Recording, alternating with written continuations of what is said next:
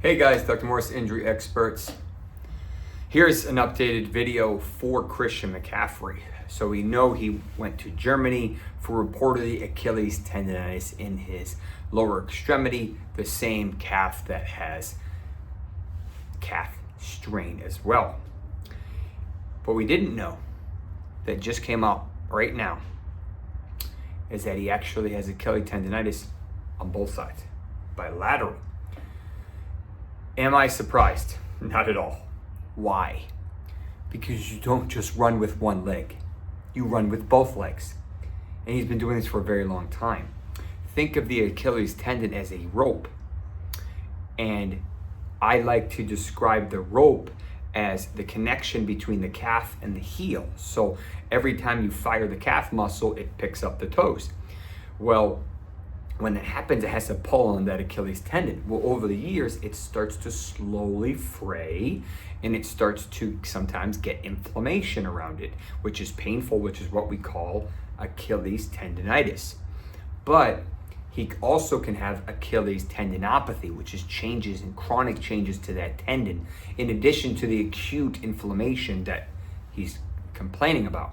Now, if this was something that was mild, and I've had people ask me this, so this is why I'm addressing it, he would not have went to Germany. You don't go to Germany in the middle of the season to get a potential treatment if if it's a straightforward, easy. So realistically, I think this is actually a bigger deal than they're leading on.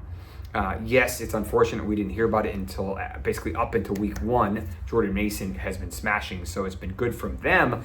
But for the fantasy owners and betting community, obviously it's been a little bit of a hot mess.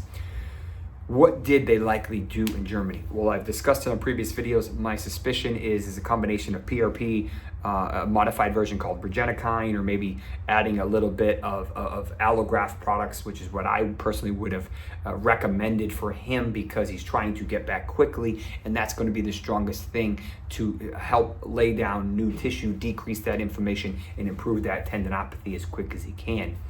With that being said, we're not just dealing with one side here.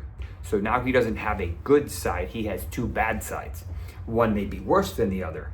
And my suspicion is he had it on both sides, and he had both sides addressed. So that's why he can't just ramp up in 2-3 weeks and then come back. I would not be surprised if we don't see him to week 10 to 12, and even then he may have an amazing game, and then he may be struggling because this Achilles may bother him, or maybe the calf is bothering him. So more information, not surprising.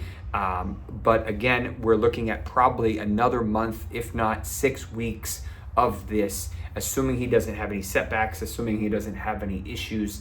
And we're wishing him the best of luck and looking forward to seeing him again on the field. But he is not someone that I would actively, personally try to get, because you have to hold him for another 5, 6, 7 weeks before you can potentially use him. And even then, maybe use him for a couple of weeks, and we really don't know what we're getting at that point. So be careful if you're trying to be overly optimistic from a fantasy perspective, because he's just going to be sitting on your IR when another guy who you traded for him could be helping you win a game. We will provide you more injury news and analysis when we have it here. Check out some of our other content at theinjuryexperts.com. Full injury report if you sign up for a free account. And if you want the more premium stuff, it's only $1.25 a week. Also, check out some of the different videos on our YouTube channel. Thank you for tuning in.